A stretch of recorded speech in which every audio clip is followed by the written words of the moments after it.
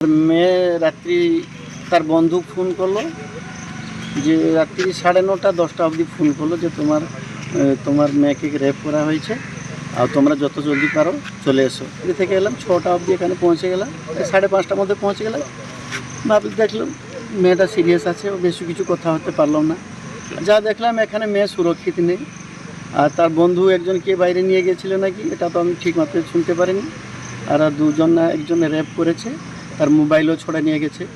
তো আমার কথা বলছে ওই ছেলেটা কিভাবে সিকিউরিটি গার্ড সামনে থাকতে থাকতে কিভাবে বাইরে গেল। চলে আমার মেয়েটা তো চালাক নয়, ও নিয়ে গেল। তারপরে দুজনকে এলো, দেখি একজন রেপ করেছে আর দুজন পালিয়ে গেল। ফের ঘুরে এলো, দেখি আর মোবাইলটা ছড়ে নিল, 200 টাকাও ছড়ে নিল। ওর কি মেয়ে বলছে যে তুই আর কিছু যদি বলবি তোকে মেরে দিব, 3000 টাকা আমাকে দিব। এইভাবে কে বলেছে এটা? ছেলেটা? সেই ছেলেটা। আমি যখন এলাম পুলিশ ইনভেস্টিগেশন করেছিল, যে বলবো আমার পুরো ভরসা রাখুন। কমপ্লেন করেছেন? হ্যাঁ, কমপ্লেন করেছি। ওরা বয়ান রেকর্ড করেছে আমার মেয়ের কাছে।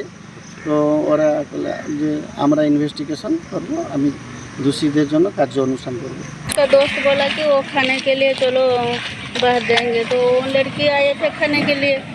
तो वो लड़का बोला कि चलो थोड़ा गेट के बाहर घूमने चलेंगे। घूमने गए थे बाहर, गेट के बाहर। वो लड़का 3 लोग आके पीछा किया, तो वो लड़का जो साथ ले गया था वो जंगल की तरफ भागा। मेरा लड़की भी उसके पीछे भागा, वो लड़का गायब हो गया, कहाँ छुप गया। मेरा लड़की को वो अकेला देख के वो 3 लोग ले गए और 2 लोग आ गए, जंगल में ले गए।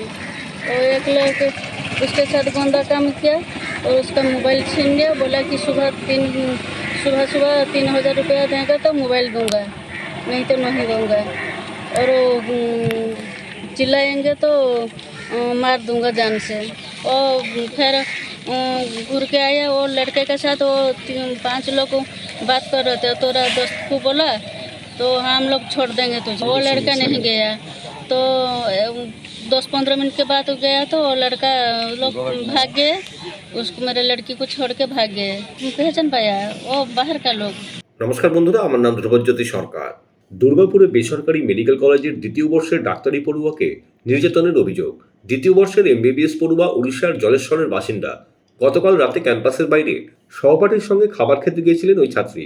অভিযোগ, ফেরার সময় 2-3 জন যুবক তাদের পথ আটকায়।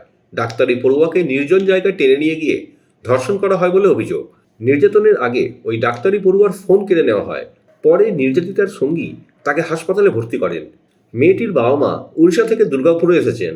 পুলিশ জানিয়েছে ধর্ষণের অভিযোগ পেয়ে তদন্ত চলছে। নির্যাতিতার বয়ান নেওয়া হয়েছে বলে জানিয়েছে পুলিশ। উড়িষ্যার মেয়ে, পাশের রাজ্য উড়িষ্যা, বাবা মা অলরেডি এসে পৌঁছেছেন। কি হচ্ছে মমতা ব্যানার্জি? লক্ষ্মীর ভান্ডার দিচ্ছেন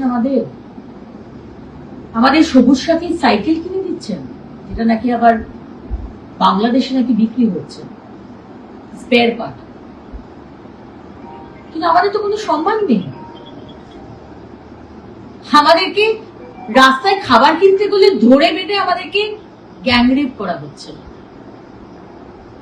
আমাদের সন্তানরা, আমাদের কন্যা সন্তানরা যদি টিউশন যায়, নাচের ক্লাসে যায়, পড়তে যায়, তাদের তো এবার এই অবস্থা যে ধরে বেঁধে গ্যাংরেপ করে দেবে।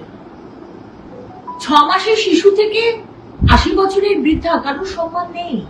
কারণ আপনি রেট বেঁধে দিয়েছেন। নাবালিকার রেপ হলে এত রেট, সাবালিকার রেপ হলে এত রেট। যে রেপ করছে দুষ্কৃতী, আপনি তাদের ধরেন না, তারা তো আপনার টিএমসি ক্যাডার। আর আপনি পুলিশ মন্ত্রী, আপনার পুলিশ তাদেরকে আশ্রয় দিয়ে রেখেছে।